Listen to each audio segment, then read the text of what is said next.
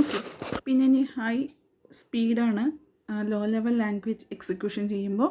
High level language ആണെന്നുണ്ടെങ്കിൽ അതിന് translation വരുന്നത് കൊണ്ട് തന്നെ കുറച്ച് സ്ലോവറാണ്. ഓക്കെ. നെക്സ്റ്റ് ലോ ലെവൽ ലാംഗ്വേജിൽ വൺ ഓഫ് ദ ലാംഗ്വേജ് ആണ് അസംബ്ലി ലാംഗ്വേജ് അല്ലേ.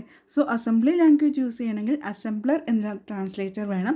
ഹൈ ലെവൽ ലാംഗ്വേജ് ആണ് എന്നുണ്ടെങ്കിൽ കമ്പൈലർ എന്നുള്ള ട്രാൻസ്ലേറ്റർ വേണം. Okay. Then machine code cannot run on all machines. Portable അല്ല, എല്ലാ മെഷീനിലും റൺ ചെയ്യില്ല. ഇത് വന്നിട്ട് പോർട്ടബിൾ ലാംഗ്വേജ് ആണ്. Okay.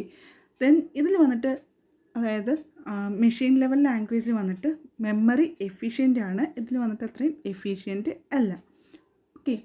Then debugging and maintenance are not easier because low level language ആണ്. സീറോസ് വൺസിലായതുകൊണ്ട് തന്നെ ഡീബഗിങ് എന്തെങ്കിലും മിസ്റ്റേക്സ് എവിടെ വന്നു എന്ന് ഫൈൻഡ് ഔട്ട് ചെയ്യാൻ തന്നെ കുറച്ച് tedious ടാസ്ക് ആണ്. ഓക്കെ. ദെൻ ഇവിടെയാണെന്നുണ്ടെങ്കിൽ മെയിൻ്റെനൻസ് ഒക്കെ കുറച്ച് ഈസിയാണ്. ദെൻ ഫോർ റൈറ്റിംഗ് പ്രോഗ്രാംസ്, ഇപ്പോൾ നമ്മൾ മെഷീൻ ലാംഗ്വേജിൽ ഒരു പ്രോഗ്രാം എഴുതണമെന്നുണ്ടെങ്കിൽ അതിൻ്റെ ഹാർഡ്വെയർ നോളജ് മസ്റ്റായിട്ടും ആ പ്രോഗ്രാമർക്ക് അറിഞ്ഞിരിക്കണം. ഓക്കെ.